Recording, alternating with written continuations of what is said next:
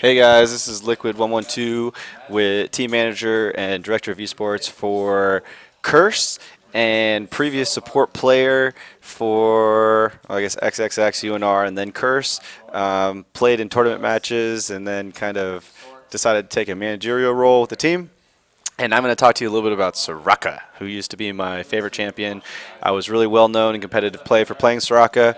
I won a couple tournaments and placed second and third at like MLG, played in DreamHack, in IM Kiev, IM New York, MLG Raleigh, and Soraka was my #1 champion. So with that, there's some pretty cool skins. I've been waiting for kind of a new skin from Soraka. They did a little bit of a remake, but she is definitely much cooler animation. She has a really crisp feeling to her auto attack, and she has really long auto attack range, which is one of the reasons why I really like playing her against certain lanes. One of the things that with Soraka, there's two different ways I like to play her. One is if I'm going to be playing really passive in lane versus playing really aggressive in lane. And this is going to be highly dependent upon the other support. If the other support has any type of sustain, then I typically try to play passive unless I notice that they're bad players or just not as skilled. And I want to take advantage of that and play really aggressive with a lot of harass. I'll also play a really aggressive lane if I am going against a lane where they have low auto attack range and the support is melee, where I can effectively try to get in an auto attack harass every time the AD comes in for a last hit on an allied minion. So you have to really pay attention more towards your minions than the enemy minions, so that when the AD carry goes to get a last hit, you get an auto attack banana off on them. And that's for the aggressive play. So as you can see here, I go attack damage, reds. So anyway, so I go for aggressive play, attack damage, reds. I go armor, yellows, and I go cooldown blues.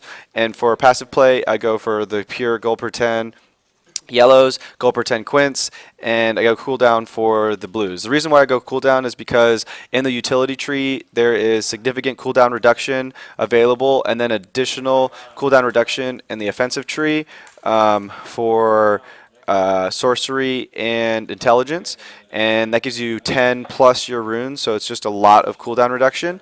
And then you can see here I do for the aggressive play. For passive play, I like playing exhaust heal. I know it sounds a little crazy not to have an escape, but Soraka can be played extremely passive, and you can literally never put yourself into a situation where you can die, and that's why I really like playing heal exhaust.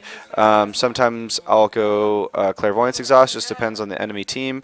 For example, if they're playing with an Eve or Twitch, that's when I would definitely go clairvoyance. Item build, there's some really good builds for Soraka. Some of those are the gold pretend. Definitely you want to pick up Philo and the other gold pretend.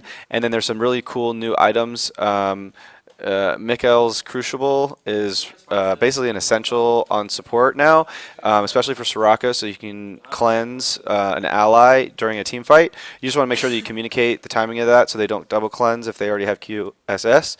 And as you can see here, these are the other builds for Soraka. Soraka is a really bursty heal champion that can really bait very well. Her silence is probably the best silence in the entire game, which is single target, no skill required aside from making sure that you silence the AP carry. Never waste your silence on a tank or any other types of champion that silence doesn't really do much on. You always want to save it for the AP carry as soon as they come in, so that they can get bursted and you just yell at your team so that they can focus champion that you just silenced. That's Soraka. I love playing her. I hope you enjoy her. Peace.